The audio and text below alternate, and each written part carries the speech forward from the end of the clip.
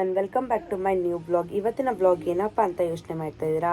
So ಇವತ್ತಿನ blog ಏನಪ್ಪ ಅಂದರೆ ಸರ್ಲ್ಯಾಕ್ ಮನೇಲೇ ಮಾಡೋಣ ಅಂತ ಅಂದ್ಕೊಂಡೆ. ಸೊ ನಾನು ಏನೇನು ಹೆಂಗೆ ಮಾಡ್ತೀನಿ ಸರ್ಲ್ಯಾಕ್ ಆ್ಯಂಡ್ ಏನೇನು ಮಾಡ್ತೀನಿ ಅನ್ನೋದನ್ನು ಈ ವ್ಲಾಗಲ್ಲಿ ತೋರಿಸ್ತೀನಿ. ಬಿಕಾಸ್ ಎಲ್ಲ ಪ್ರೋಟೀನ್ಸ್ ಹಾಕಿನೂ ಮಾಡ್ಬೋದು, ಬಟ್ ಮಕ್ಕಳಿಗೆ ಜೀರ್ಣಾಂಶ ಇರಲ್ಲ ಅಂತ ಸ್ವಲ್ಪ ಇಂಗ್ರೀಡಿಯೆಂಟ್ಸ್ನ ಹಾಕಿ ಮಾಡಿದ್ದೀನಿ. ಆ್ಯಕ್ಚುಲಿ ಇದು ಯಾವುದೇ ಥರ ವಿಡಿಯೋ ನೋಡಿಕೊಂಡು ನಾನು ಮಾಡಿಲ್ಲ, ಆ್ಯಂಡ್ ನನ್ನ ಓನಿಂದ ನಾನು ಮಾಡಿರೋದು. ಬಿಕಾಸ್ ಸರ್ಲ್ಯಾಕಲ್ಲಿ ಬಾಕ್ಸಲ್ಲಿ ಹಾಕಿರೋಂಥ ಇಂಗ್ರೀಡಿಯೆಂಟ್ಸ್ನ ತೊಗೊಂಡು ನಾನು ಇದನ್ನು ಮಾಡಿದ್ದೀನಿ.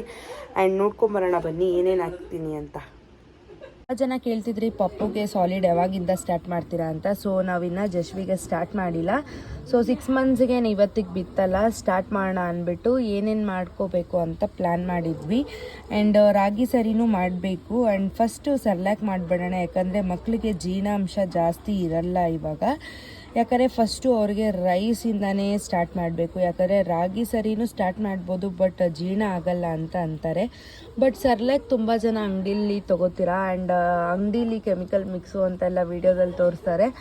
ಅದಕ್ಕೋಸ್ಕರ ನಾವು ಮನೇಲೇ ಸರ್ಲ್ಯಾಕ್ನ ಮಾಡೋಣ ಅಂದ್ಬಿಟ್ಟು ಇದನ್ನು ಮಾಡಿದ್ದೀವಿ. ಆ್ಯಂಡ್ ಇದಕ್ಕೆ ಎಷ್ಟು ಕ್ವಾಂಟಿಟಿನ ಆ್ಯಡ್ ಮಾಡಿದ್ದೀನಿ ಅಂತ ಹೇಳ್ತೀನಿ. ಆ್ಯಂಡ್ ಫಸ್ಟ್ ಬಂದು 2 ಕಪ್ ರೈಸ್ನ ಆ್ಯಡ್ ಮಾಡ್ಕೊಂಡಿದ್ದೀವಿ. ಆ್ಯಂಡ್ ಈ ಕಾಳುಗಳೆಲ್ಲನೂ ನಾವು 2 ಸ್ಪೂನ್ನ ಆ್ಯಡ್ ಮಾಡ್ಕೊಂಡಿದ್ದೀವಿ. ಬಾದಾಮಿ ಬಂದು ಒಂದು 10 ಬಾದಾಮಿನ ಯೂಸ್ ಮಾಡಿದ್ದೀನಿ. ಇದನ್ನ ಚಿಪ್ಪೆ ಬಿಚ್ಚಬೇಕು.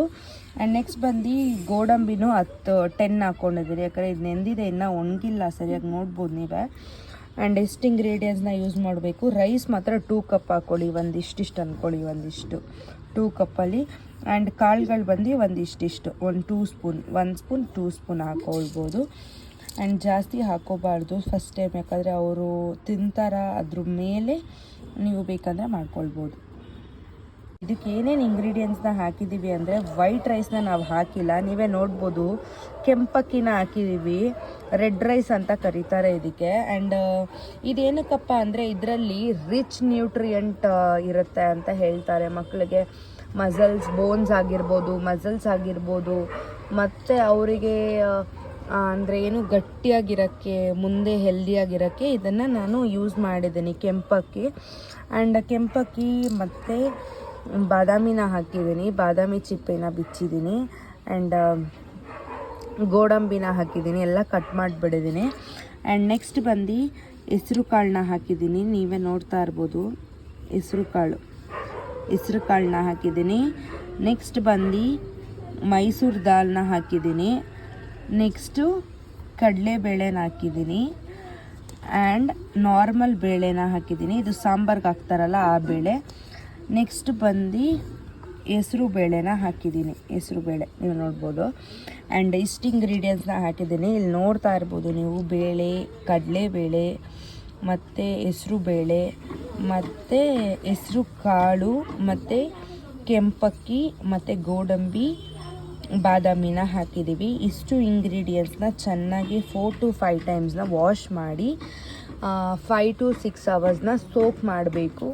ಸೋಕ್ ಆದಮೇಲೆ ಏನು ಮಾಡಬೇಕಂದ್ರೆ, ಚೆನ್ನಾಗಿ ಅದನ್ನು ಫ್ಯಾನ್ ಕೆಳಗೆ ಅಥವಾ ಒಂದು ವೈಟ್ ಬಟ್ಟೆಯಲ್ಲಿ ಹಾಕ್ಬಿಟ್ಟು ಫುಲ್ಲು ನೀರೆಲ್ಲ ಡ್ರೈ ಆಗಬೇಕು. ಡ್ರೈ ಆದಮೇಲೆ ನೀವು ಮಾರ್ನಿಂಗ್ ಒಂದು ಎಳೆ ಬಿಸಿಲು ಬರುತ್ತಲ್ಲ, ಆವಾಗ ಬಿಸಿಲಿಗಿಟ್ರೆ ಇನ್ನೂ ಸ್ವಲ್ಪ ಡ್ರೈ ಆಗುತ್ತೆ. ಆವಾಗ ನೀವು ಡ್ರೈ ರೋಸ್ಟ್ನ ಮಾಡಿಕೊಂಡು ಇದನ್ನು ಪೌಡ್ರು ಮಾಡಿಕೊಂಡು ಡೈಲಿ 1 ಸ್ಪೂನ್ನ ಮಕ್ಕಳಿಗೆ ಕೊಡ್ಬೋದು. ಇದನ್ನು ಕೊಡೋದ್ರಿಂದ ಮಕ್ಕಳಿಗೆ ಸ್ಟ್ರೆಂತ್ ಅಂತಲೇ ಹೇಳ್ಬೋದು. ಬಿಕಾಸ್ ಅಂಗಡಿಲಿ ಮಾಡೋದಕ್ಕಿಂತ ನಾವು ಮಾಡೋದೇ ಬೆಟರ್ ಅಂತ ಅನಿಸ್ತು. ಸೊ ಅದಕ್ಕೋಸ್ಕರ ನಾನು ಮನೇಲೇ ಮಾಡಿದೆ. ನೋಡ್ಬೋದು ನೀವು ಯಾವ ಥರ ಆಗಿದೆ ಅಂತ.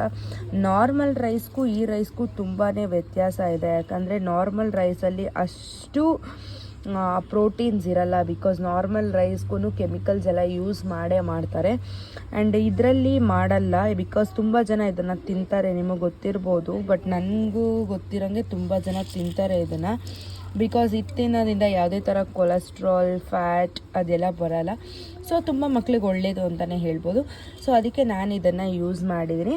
ಆ್ಯಂಡ್ ನೆಕ್ಸ್ಟ್ ವೀಡಿಯೋದಲ್ಲಿ ಸರಿನಾ ಹೆಂಗೆ ಮಾಡಿದ್ದೀವಿ ಆ್ಯಂಡ್ ನಾವು ಸರಿನಾ ಹೆಂಗೆ ಮಾಡ್ತೀವಿ ಅನ್ನೋದನ್ನು ತೋರಿಸ್ತೀನಿ. ಆ್ಯಂಡ್ ಅಷ್ಟೇ ಇವತ್ತಿನ ವಿಡಿಯೋ.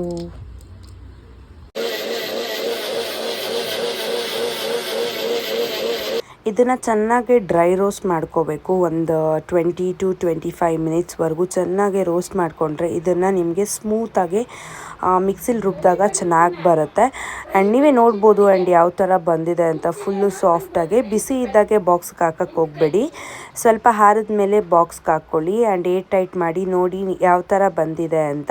ಸೊ ಫುಲ್ಲು ಸ್ಮೂತಾಗಿ ಸೆರ್ಲ್ಯಾಕ್ ಥರನೇ ಇತ್ತು. ಸೊ ನೀವು ಇದಕ್ಕೆ ಹಾಲನ್ನ ಮಿಕ್ಸ್ ಮಾಡಿ ಮಕ್ಕಳಿಗೆ ಕೊಡ್ಬೋದು. ಆ್ಯಂಡ್ ನನಗಂತೂ ತುಂಬಾ ಇಷ್ಟ ಆಯಿತು.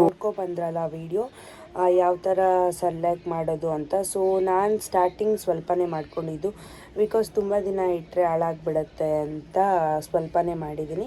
ಸೊ ಒಂದು ಸಲ ಮಾಡಿ ನೋಡೋಣ ಯಾವ ಥರ ಬರುತ್ತೆ ಅಂತ. ಆ್ಯಕ್ಚುಲಿ ಟೇಸ್ಟ್ ಅಂತೂ ತುಂಬಾ ಚೆನ್ನಾಗಿದೆ. ಆ್ಯಂಡ್ ನನ್ನ ಜಶ್ವಿ ಕೂಡ ಟೇಸ್ಟ್ ಇಷ್ಟ ಆಗಿದೆ. ನಾನು ಯಾವುದೇ ಥರ ಶುಗರ್ ಆಗಲಿ ಯಾವುದೇ ಥರ ಸಾಲ್ಟ್ ಆಗಿ ಹಾಕಿ ತಿನ್ನಿಸ್ತಾ ಇಲ್ಲ. ಆ್ಯಂಡ್ ಅವಳು ನಾರ್ಮಲಾಗೆ ತಿಂತಾ ಇದ್ದಾಳೆ, ಏನು ಟೇಸ್ಟ್ ಏನು ಕಂಡಿರ್ತಿಲ್ಲ. ಬಟ್ ತುಂಬಾ ಚೆನ್ನಾಗಿದೆ. ಇದನ್ನು ದೊಡ್ಡವ್ರು ಕೂಡ ಕುಡಿಬೋದು. ಬಟ್ ಅದು ತುಂಬ ಶಕ್ತಿ ಇರೋಂಥ ಕಾಳುಗಳಾಗಿರ್ಬೋದು, ಡ್ರೈ ಫ್ರೂಟ್ಸ್ ಆಗಿರ್ಬೋದು ಹಾಕಿರ್ತೀವಲ್ವ. ಸೊ ಅವಳೇನಾದರೂ ಬಿಟ್ಟರೆ ನಾನೇ ತಿಂತೀನಿ.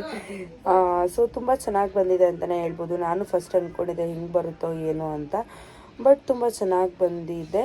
ಬಟ್ ಕ್ವಾಂಟಿಟಿನ ಫಸ್ಟು ಸ್ವಲ್ಪನೇ ಹಾಕ್ಕೊಳ್ಳಿ, ಯಾಕಂದರೆ ನಿಮ್ಮ ಮಗು ತಿನ್ನುತ್ತಾ ಅಂತ ಫಸ್ಟು ನೋಡ್ಕೊಂಡ್ಮೇಲೆ ಜಾಸ್ತಿ ಮಾಡಿ. ಆ್ಯಂಡ್ ಇದಕ್ಕೆ ನಾನು ವಾಲ್ನಟ್ನ ಮಿಕ್ಸ್ ಮಾಡಬೇಕಿತ್ತು. ಸೊ ವಾಲ್ನಟ್ ಮಿಸ್ ಆಯಿತು.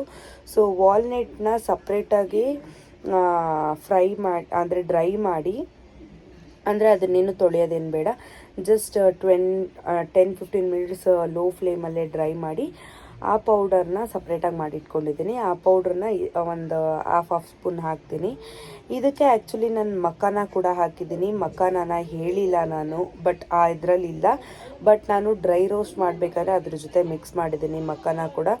ಬಟ್ ಇದನ್ನು ಡ್ರೈ ಫ್ರೂಟ್ಸ್ ಎಲ್ಲ ಏನಕ್ಕೆ ಆ್ಯಡ್ ಮಾಡಿಲ್ಲ ಅಂದರೆ, ಫಸ್ಟು ಇದನ್ನು ಕೊಡೋಣ, ಆಫ್ಟರ್ ಡ್ರೈ ಫ್ರೂಟ್ಸ್ ಪೌಡರ್ನ ಸಪ್ರೇಟಾಗಿ ಮಾಡ್ಕೊಳ್ಳೋಣ ಅಂತ ಇದ್ರ ಜೊತೆ ಆ್ಯಡ್ ಮಾಡಿಲ್ಲ. ನಾನು ಡ್ರೈ ಫ್ರೂಟ್ಸ್ ಪೌಡರ್ ಮಾಡಬೇಕಾದ್ರೆ ಹೇಳ್ತೀನಿ ನಾನು ಏನೇನು ಹಾಕ್ತೀನಿ ಅಂತ. ಸೊ ಆವಾಗ ವಾಲ್ನಟ್ಟು ಮತ್ತು ಪಂಪ್ಕಿನ್ ಸೀಡ್ಸು ಮತ್ತು ಪ್ರತಿಯೊಂದನ್ನು ಡ್ರೈ ಫ್ರೂಟ್ಸ್ನ ಹಾಕ್ತೀನಿ.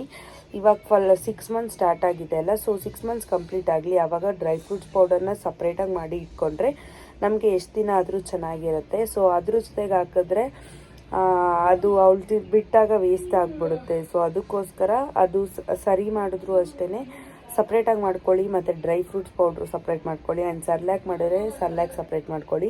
ಆ್ಯಂಡ್ ನಾವು ಸರ್ಲ್ಯಾಕಿಗೂ ಒಂದು 10 ಕ್ಯಾಶ್ಯೂ ನಟ್ಸ್ನ ಹಾಕಿದ್ದೀವಿ ಅಷ್ಟೇ, ಜಾಸ್ತಿ ಹಾಕಿಲ್ಲ. ಸಪ್ರೇಟಾಗಿ ಮಾಡಿದಾಗ ವೀಡಿಯೋದಲ್ಲಿ ತೋರಿಸ್ತೀನಿ ಏನೇನು ಹಾಕ್ತೀವಿ ಅಂತ. ಅಷ್ಟೇ ಇವತ್ತಿನ ವ್ಲಾಗು. ಆ್ಯಂಡ್ ನನಗಂತೂ ಸ್ಯಾಟಿಸ್ಫೈ ಆಯಿತು ಅಂತಲೇ ಹೇಳ್ಬೋದು. ನಿಮ್ಗೇನಾದರೂ ನಿಮ್ಮ ಮನೇಲಿ ಮಗು ಇದ್ದರೆ 6 ಮಂತ್ಸ್ ಬೇಬಿ ಅಥವಾ 5 ಮಂತ್ಸ್ ಬೇಬಿಗೆ ನೀವು ಆರಾಮಾಗಿ ಇದನ್ನು ಮಾಡ್ಕೋಬೋದು. ಆ್ಯಂಡ್ ಫಸ್ಟು 1 ಸ್ಪೂನಲ್ಲೇ ಮಾಡ್ಕೊಳ್ಳಿ, ಜಸ್ಟ್ 1 ಸ್ಪೂನಲ್ಲಿ. ನಾನು ಜಸ್ಟ್ 1 ಸ್ಪೂನ್ ಪೌಡರಲ್ಲಿ ಅಷ್ಟೇ ಇವಾಗ ಅವಳಿಗೆ ಫುಡ್ ಕೊಡ್ತಾ ಇರೋದು, ಫೀಡ್ ಮಾಡ್ತಾ ಇರೋದು. ಆ್ಯಂಡ್ ನಿಮ್ಗೆ ಯಾರಿಗಾನ ಈ ವಿಡಿಯೋ ಇಷ್ಟ ಆದರೆ ಲೈಕ್ ಮಾಡಿ ಹಾಗೂ ಶೇರ್ ಮಾಡಿ, ಕಮೆಂಟ್ ಮಾಡಿ. Thank you so much. Love you all. Bye.